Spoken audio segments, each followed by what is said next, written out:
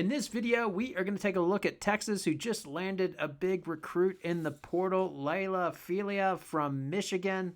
We will take a look at how she fits in with Texas, and is this one of the pieces they needed to go all the way and give Vic Schaefer the championship he is missing from his resume. Before we start, if you like the content, then please subscribe to the channel and give the video a like. All right, let's get into this.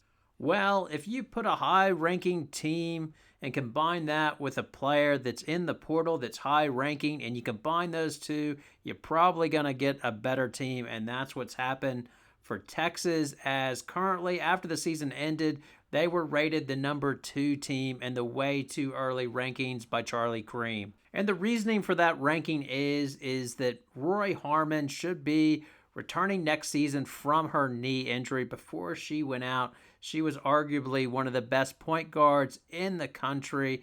As well, they had Madison Booker that took over after her injury and ran the point, and she was exceptional, as she is big and can handle the ball. And overall, that's the thing with Texas. They all seem very big, physical, and just very talented and can play defense.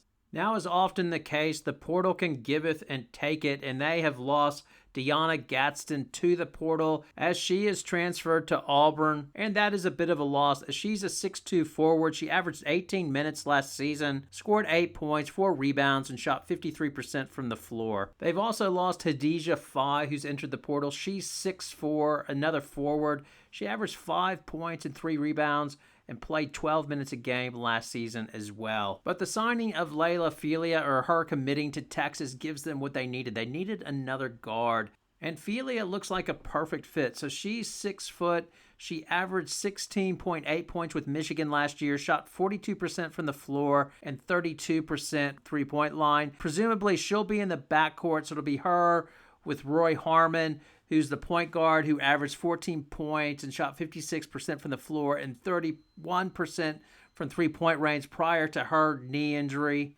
And then Madison Booker, she will go back to the wing, where that's really her more natural position, as she's 6'1", and she averaged 16 points on 47% shooting from the floor and shot 30% from three-point range, and that was just her freshman year.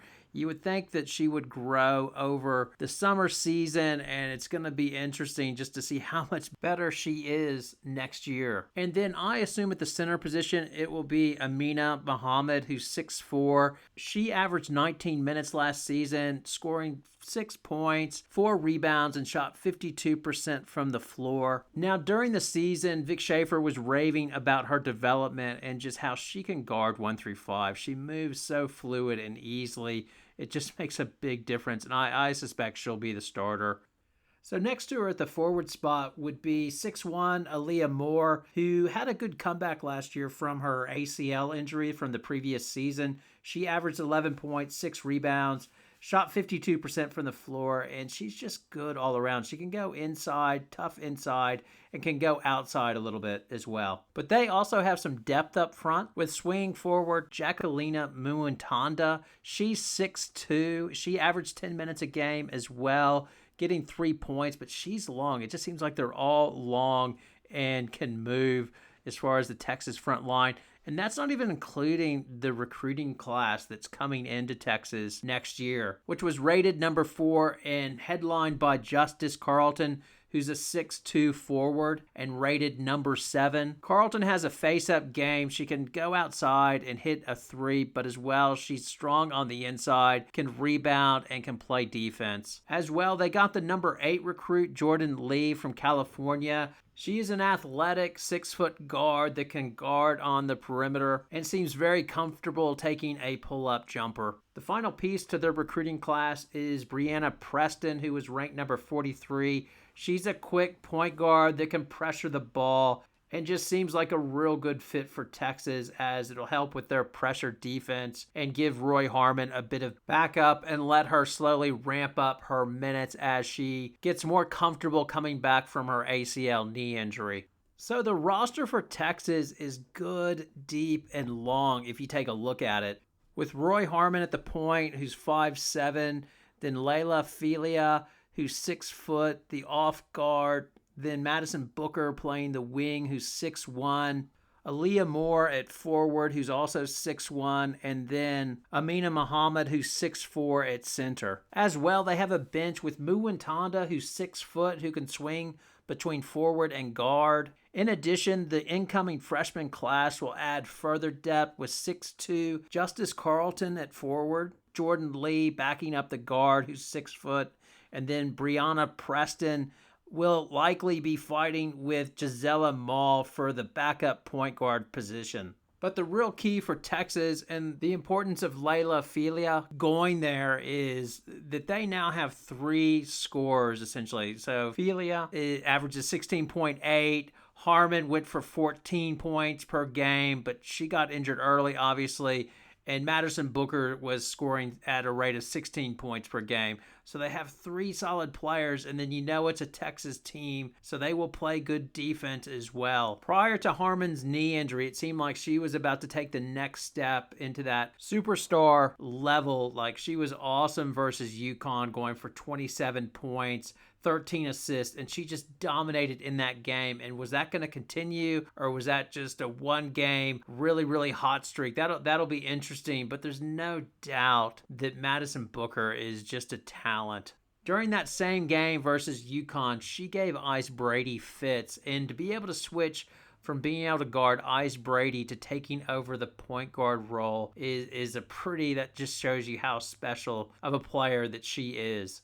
As you know, Texas is going into the SEC this year, and obviously they are going to line up versus South Carolina. And I think that should be a fun matchup to watch, as in a lot of ways, these teams are very similar as they're based on defense. That is their DNA. Just in the backcourt alone, I want to see Raven Johnson go up against Rori Harmon as well. I think Phelia versus Tahina Paopao would be fun to watch as well. Would Tessa Johnson get more playing time, and would Bree Hall be put on Madison Booker? But that's into the future, I know. But those are the interesting things I want to see. I want to see how Texas makes the transition into the SEC, and then will that make them more tournament tough, as the SEC is quite happy to remind all the other conferences that they have won the last 3 NCAA tournaments, with South Carolina winning the last one, then LSU the one before that, and South Carolina again in 21-22 bringing home the championship. And as I mentioned, a championship is important for Vic Schaefer. He's done everything else.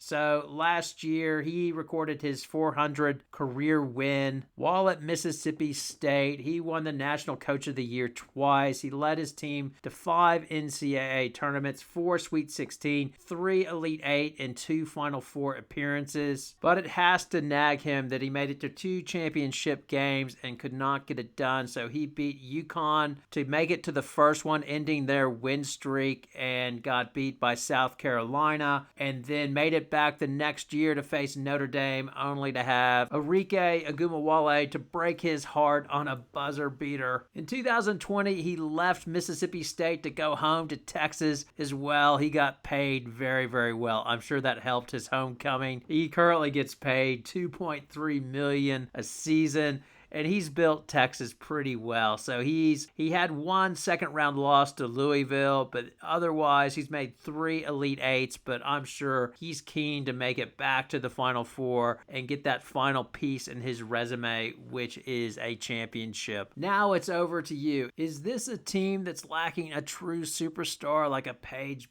Beckers or Juju Watkins, and just really, really good, but not quite good enough to get the elusive championship that Vic Schaefer is looking for? Or is the 3 pillars of Phelia, Booker, and Harmon combined with Vic Schaefer defense good enough to get Vic Schaefer his championship and Texas over the top? And should South Carolina be afraid about holding on to their SEC crown? Your comments, your poison. Yeah, give it to me, South Carolina. Thanks a lot for watching. Have a good night.